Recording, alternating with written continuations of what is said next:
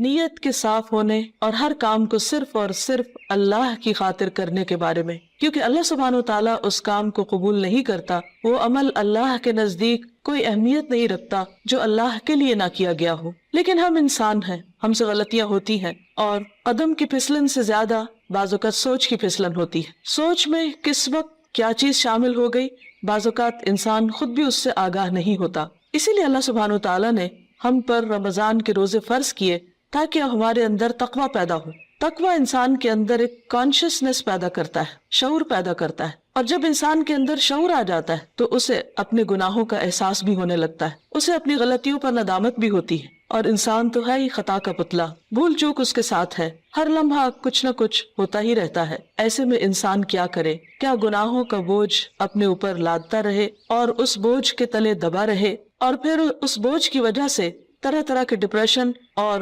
غم اور دکھ کا شکار رہے؟ نہیں، اللہ رب العزت واسع المغفرہ ہے، غفور الرحیم ہے، وہ اپنے بندوں کے گناہوں کو معاف کرتا ہے۔ رمضان کا مہینہ اس اعتبار سے ایک بہترین موقع ہے کہ ہم سب اپنے رب کی طرف رجوع کریں، انفرادی طور پر بھی اور اجتماعی طور پر بھی، اور اپنے گناہوں کی معافی مانگے۔ اللہ تعالیٰ کا وعدہ ہے کہ جو شخص سچے دل سے گناہوں کی معافی مانگے گا، اللہ تعالیٰ اس کو ضرور معاف کر دے گا، اور اللہ تعالیٰ کو معاف کرنے میں کچھ مشکل نہیں۔ قرآن مجید میں اللہ تعالیٰ فرماتے ہیں، قُلْ يَا عِبَادِيَ الَّذِينَ أَسْرَفُوا عَلَىٰ أَنفُسِهِمْ لَا تَقْنَطُوا مِن رَحْمَةِ اللَّهِ إِنَّ اللَّهَ يَغْفِرُ الذُّنُوبَ جَمِيعًا۔ آپ کہہ دیجئے کہ اے میرے بندو جنہوں نے اپنی جانوں پر زیادتی کی ہے، جنہوں نے خود پر ظلم کیا ہے، لا تقنطوا من رحمت اللہ، اللہ کی رحمت سے مایوس نہ ہو جاؤ، بے شک اللہ سارے گناہ معاف کر سکتا ہے۔ اللہ تعالیٰ کے لیے کچھ بھی مشکل نہیں۔ ضرورت اس بات کی ہے کہ بندہ سچے دل کے ساتھ، پورے اخلاص کے ساتھ اللہ تعالیٰ کی طرف رجوع کرے۔ ویسے تو رمضان بذات خود گناہوں کے کفارہ کا ذریعہ ہے۔ حدیث میں آتا ہے، نبی صلی اللہ علیہ وسلم نے فرمایا، وَرَمَضَانُ إِلَى رَمَضَانَ مُكَفِّرَاتٌ مَا بَيْنَهُنَّ إِذَا اجْتُنِبَتِ الْكَبَائِرُ۔ ایک رمضان دوسرے رمضان تک اپنے درمیان ہونے والے گناہوں کو مٹا دیتا ہے جبکہ کبیرہ گناہوں سے اجتناب کیا جائے۔ اسی طرح جب انسان ایمان اور احتساب کے ساتھ روزہ رکھتا ہے، وہ بھی اس کے گناہوں کی بخشش کا ذریعہ بنتا ہے، راتوں کا قیام بھی بخشش کا ذریعہ بنتا ہے۔ لیکن اس کے ساتھ ساتھ انسان کو پورے شعور کے ساتھ، پورے احساس کے ساتھ خود اللہ کی طرف رجوع کرنا چاہیے اور اپنے گناہوں کی معافی مانگنی چاہیے، خصوصاً کبیرہ گناہ، ان کے لیے معافی مانگنا ضروری ہے۔ اللہ تعالیٰ سے توبہ کرنے کا ایک طریقہ بھی بتایا گیا، اور وہ یہ کہ انسان اپنے گناہوں پر نادم ہو، شرمندہ ہو، ان کا اعتراف کرے، ان کو مانے، اور پھر آئندہ نہ کرنے کا وعدہ کرے، اور پھر اپنی زندگی کی اصلاح کر لے۔ انسان کی انسانیت اسی میں ہے کہ وہ اللہ تعالیٰ کی طرف رجوع کر لے اور گناہوں کا اعتراف کرے۔ انسان اور شیطان میں یہی فرق ہے۔ شیطان نے جب انسان کو یعنی آدم علیہ السلام کو سجدہ کرنے سے انکار کیا تو اس کے بعد جب اس سے پوچھا گیا کہ ما منعک الا تسجد اذ امرتک، اللہ تعالیٰ نے فرمایا کہ تمہیں کس چیز نے روکا تھا کہ تم سجدہ کرتے جبکہ میں نے تمہیں حکم دیا تھا، تو اس پر بجائے اس کے کہ وہ نادم ہوتا، اپنی غلطی کا اعتراف کرتا، وہ اکڑ گیا اور اللہ سبحانہ وتعالیٰ کو بلیم کرنے لگا۔ اس کے برعکس آدم علیہ السلام سے جب خطا ہوئی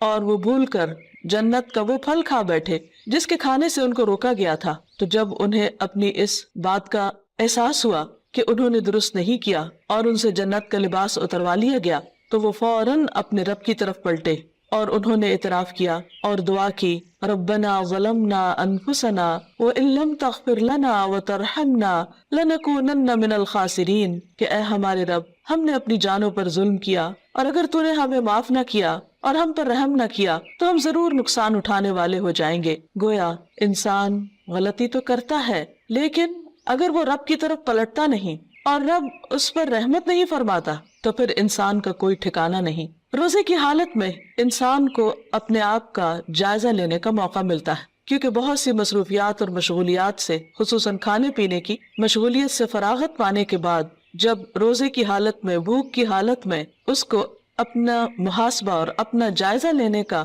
موقع ملتا ہے تو اپنی چھوٹی بڑی بہت سی خطائیں، بہت سی غلطیاں یاد آنے لگتی ہیں۔ ایسے میں انسان کا کام یہ ہے کہ انسان اپنی ہر غلطی پر اللہ تعالیٰ سے توبہ کرے اور دن میں کثرت کے ساتھ استغفار کرتا رہے، اللہ سبحانہ و تعالیٰ کی طرف رجوع کرتا رہے، خاص طور پر روزے کی افطاری کے وقت اور پھر سحری کے وقت، کیونکہ سحری کا وقت توبہ استغفار کا وقت ہے۔ قرآن مجید میں اللہ تعالیٰ اپنے بندوں کی خصوصیت بیان کرتے ہیں، وَبِالْأَسْحَارِ هُمْ يَسْتَغْفِرُونَ، اور سحری کے وقت وہ استغفار کرتے ہیں۔ سحری کے وقت یا تو سحری کی تیاری ہو رہی ہوتی ہے یا پھر انسان اس وقت کچھ کھا پی رہا ہوتا ہے، لیکن کچھ نہ کچھ وقت، خواہ وہ کام کاج کے دوران ہی کیوں نہ ہو، ضرور ایسا نکالنا چاہیے کہ جس میں انسان شعوری طور پر اللہ تعالیٰ سے توبہ کرے، کیونکہ اللہ تعالیٰ اس وقت اپنے بندوں کی طرف خاص طور پر توجہ فرماتا ہے۔ حدیث میں آتا ہے، ينزل اللہ تعالی الى السماء الدنیا كل ليلة لنصف الليل الآخر او لثلث الليل الآخر فيقول من ذا الذي يدعوني فأستجيب له من ذا الذي يسألني فأعطيه من ذا الذي يستغفرني فأغفر له حتى يطلع الفجر۔ اللہ تعالیٰ ہر رات کو آدھی رات یا ایک تہائی رات کے آخری حصے میں آسمان دنیا پر نزول فرماتے ہیں اور ارشاد فرماتے ہیں کہ کون ہے جو مجھ سے دعا مانگے اور میں اس کی دعا قبول کروں، کوئی ہے جو مجھ سے سوال کرے کہ میں اسے عطا کروں، کون ہے جو مجھ سے استغفار طلب کرے اور میں اسے بخش دوں، یہاں تک کہ فجر طلوع ہو جاتی ہے۔ یعنی اس وقت خاص طور پر اللہ تعالیٰ اپنے بندے کی طرف متوجہ ہو کر اس کو پکارتا ہے کہ تم غلطی کرنے کے بعد میری طرف لوٹ آؤ۔ رمضان ایک مبارک موقع ہے کہ جس میں انسان سحری کے وقت اٹھ ہی جاتا ہے، تو اس وقت اللہ سبحانہ وتعالیٰ کی اس پکار پر لبیک کہتے ہوئے اپنے گناہوں کی معافی مانگنی چاہیے اور اس کی طرف رجوع کرنا چاہیے، کیونکہ وَمَن يَغْفِرُ الذُّنُوبَ إِلَّا اللَّهُ، کون ہے جو گناہوں کی بخشش کرے سوائے اللہ کے۔ ہم میں سے کون ہے جو یہ دعویٰ کرے کہ اس سے کبھی کوئی غلطی نہیں ہوئی یا اس نے کوئی گناہ نہیں کیا؟ ہم سب خطا کار انسان ہیں اور ہم سے غلطیاں ہوتی ہیں، لیکن غلطی پر توبہ کرنا اور غلطی پر شرمندہ ہونا انسان کی فطرت میں ہے۔ اگر انسان اس فطرت کو مسخ نہ کر دے تو جو ہی کوئی گناہ ہوتا ہے انسان کا ضمیر فوراً ہی اسے آگاہ کرتا ہے کہ تم سے غلطی ہوئی ہے اور انسان اپنے رب کی طرف پلٹنا چاہتا ہے، لیکن بعض اوقات انسان کا نفس اس کو دھوکہ بھی دے جاتا ہے اور بجائے اس کے کہ انسان غلطی کا اعتراف کرے، انسان اپنی غلطی پہ پردہ ڈالنے لگتا ہے، اس کو جسٹیفائی کرنے لگتا ہے اور پھر غلطی پہ غلطی کیے چلے جاتا ہے۔ کیونکہ ہوتا یہ ہے کہ جب انسان ایک گناہ کر لیتا ہے، اللہ کی ایک حرمت کو پامال کرتا ہے، اللہ تعالیٰ کی ایک نافرمانی کرتا ہے، تو پھر اس کے بعد اس کی جھجک ختم ہو جاتی، اس کی حیا ختم ہو جاتی، پھر وہ دوسرے گناہ کے لیے دلیر ہو جاتا ہے اور پھر گناہوں کا سلسلہ چل پڑتا ہے۔ اور اگر انسان توبہ نہیں کرتا تو وہ ایک سیاہ نقطہ جو دل پر لگتا ہے ایک گناہ کی وجہ سے، وہ نقطہ پھیلنے لگتا ہے حتیٰ کہ گناہوں کے ساتھ پورا دل سیاہ ہو جاتا ہے اور پھر انسان کے اندر سے احساس بھی ختم ہو جاتا ہے۔ اس کے باوجود انسان کو مایوس نہیں ہونا چاہیے۔ جب تک انسان کی جان ہے، انسان کی سانس کا سلسلہ چل رہا ہے، اس کے لیے معافی کا دروازہ کھلا ہوا ہے۔ حدیث میں آتا ہے کہ ان اللہ یقبل توبۃ العبد ما لم یغرغر، اللہ تعالیٰ بندے کی توبہ قبول کرتا ہے جب تک کہ اس کے سانس اکھڑنے نہ لگے، یعنی دنیا سے رخصت نہ ہونے لگے، فوت نہ ہونے لگے۔ تو گویا ابھی اللہ تعالیٰ نے ہمیں جو زندگی اور یہ موقع دیا ہے، اس میں ہم واپس پلٹ آئیں، رجوع کر لیں، اللہ تعالیٰ کو راضی کر لیں اور کبیرہ اور صغیرہ دونوں طرح کے گناہوں سے معافی مانگیں۔ صغیرہ گناہوں کے کفارے کے لیے تو نماز، روزہ، حج، زکوٰۃ اور دیگر نیکیاں، امر بالمعروف، نہی عن المنکر، یہ چیزیں انسان کے لیے کفارہ بن جاتی ہیں، لیکن خصوصاً کبیرہ گناہوں کے لیے خاص طور پر معافی مانگنا ضروری ہے۔ مثلا کبیرہ گناہ کیا ہے؟ مثلاً اللہ سبحانہ وتعالیٰ کے ساتھ شرک کرنا اور اس کے بعد والدین کی نافرمانی، والدین کو ناراض کرنا، ان کا دل دکھانا، ان کو پریشان کرنا، ان کی بات نہ ماننا۔ اللہ سبحانہ وتعالیٰ نے ایک نہیں کئی بار اپنے حق کے بعد انسانوں میں سے سب سے پہلا حق جس کا بتایا وہ والدین ہے، اور اللہ تعالیٰ کی رضامندی والد کی رضامندی میں ہے اور اللہ تعالیٰ کی ناراضگی والدین کی ناراضگی میں ہے۔ والدین کو ناراض کرنا کبیرہ گناہ ہے، اور اگر انسان کی وفات اس حال میں ہو جاتی تو اس وقت تک معافی نہیں ہوگی جب تک کہ والدین معاف نہ کر دیں۔ حقوق و لباد کے سلسلے میں جو بھی حق تلفی ہوتی، خواہ والدین کی نافرمانی یا کسی اور کی، یہ بات یاد رہے کہ انسان کو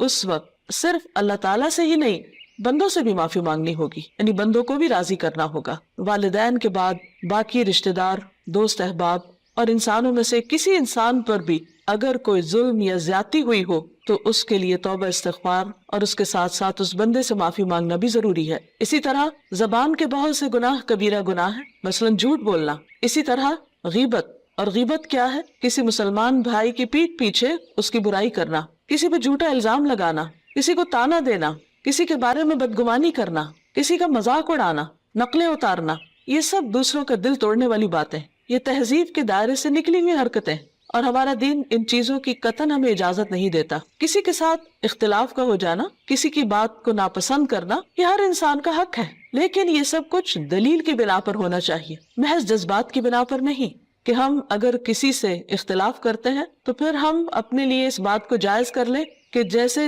چاہیں پھر اس کے ساتھ معاملہ کریں، یا جیسے چاہیں اس پر الزام تراشی کریں، اور پھر اس کے بعد خود کو سچا ثابت کر کے یا اپنے آپ کو مطمئن کر لیں، تو یہ بات جائز نہ ہوگی، یہ کافی نہ ہوگی۔ انسان کے لیے خود اس کا سب سے بڑا دشمن اس کا اپنا نفس ہے، اور انسان بعض اوقات باہر کے دشمن کو پہچان لیتا ہے لیکن اندر کے دشمن کو نہیں پہچانتا، جب وہ انسان کو غلطی پر تھپکیاں دے کر سلا دیتا ہے، یا اس کو مطمئن کر دیتا ہے، یا پھر اسے صرف دوسروں کے عیب دکھاتا رہتا ہے اور اپنے عیب بھلوا دیتا ہے۔ اس لیے بہت ضروری ہے کہ ہم ان تمام گناہوں، خواہ وہ جسم سے تعلق رکھتے ہوں، خواہ وہ دل سے تعلق رکھتے ہوں، خواہ وہ زبان سے تعلق رکھتے ہوں، ان تمام گناہوں پر نمبر 1 شرمندگی کا اظہار کریں، نمبر 2 ان کا اعتراف کریں، نمبر 3 آئندہ نہ کرنے کا وعدہ کریں، اور نمبر 4 اللہ رب العزت سے دعا کریں کہ وہ ان گناہوں کو ڈھانپ دے، ان کو ہمارے نامہ اعمال سے مٹا دے، اور ہماری توبہ کی وجہ سے ان گناہوں کو بھی ہماری نیکیوں میں بدل دے،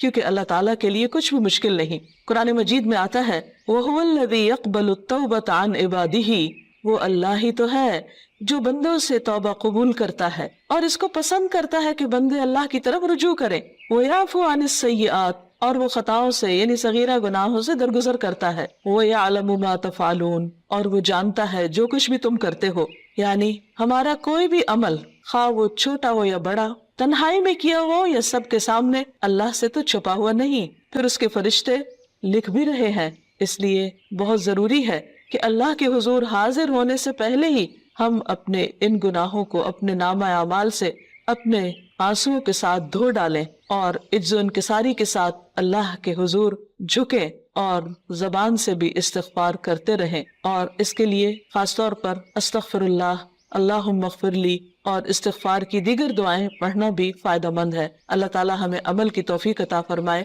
وآخر دعوانا ان الحمد للہ رب العالمین۔